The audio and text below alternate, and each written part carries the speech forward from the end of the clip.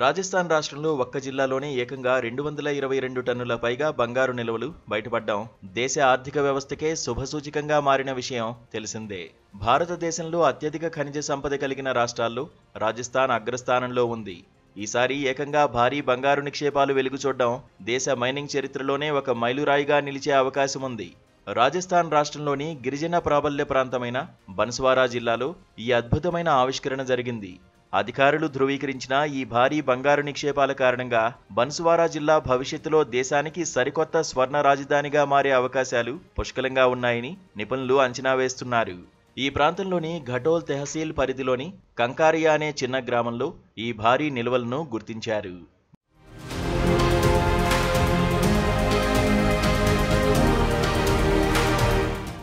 బన్స్వారా జిల్లాలో ఇప్పటికే చారిత్రక భుకియా, జగ్పురా అనే రెండు అతిపెద్ద బంగారు గనులు ఉన్నాయి.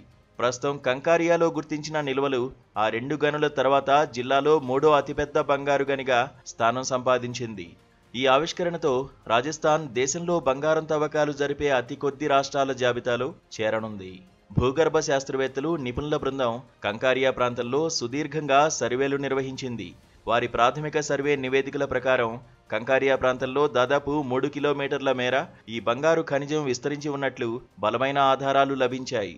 ఈ ప్రాంతంలో మొత్తం 940.26 హెక్టార్ల విస్తీర్ణంలో 113.52 మిలియన్ టన్నుల బంగారు ఖనిజం నిల్వలు ఉండవచ్చని ప్రాథమికంగా అంచనా వేస్తున్నారు. ఈ ఖనిజం శాస్త్రీయంగా శుద్ధి చేసిన తర్వాత దాదాపు 222.39 టన్నుల స్వచ్ఛమైన బంగారం లభించే అవకాశముందని నిపుణులు పేర్కొంటున్నారు. ఈ స్థాయి నిల్వలు రాజస్థాన్లో ఇప్పటివరకు వెలుగు చూసిన అతిపెద్ద బంగారు నిక్షేపాల్లో ఒకటి కావడం విశేషం.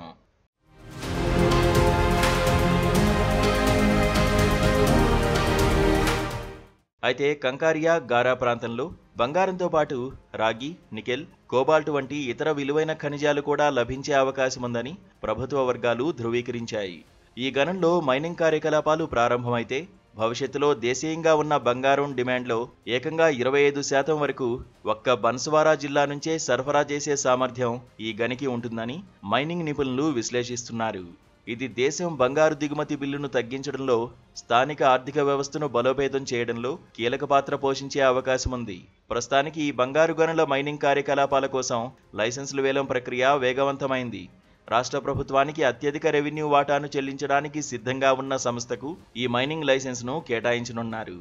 ఈ కొత్త బంగారు ఆవిష్కరణ రాజస్థాన్ ప్రభుత్వానికి భారీగా రెవెన్యూను, స్థానిక గిరిజన యువతకు ఉపాధి అవకాశాలను కల్పించడంతో పాటు భారతదేశాన్ని ప్రపంచ పటంలో ఒక ముఖ్యమైన బంగారు ఉత్పత్తి కేంద్రంగా నిలబెట్టనుంది.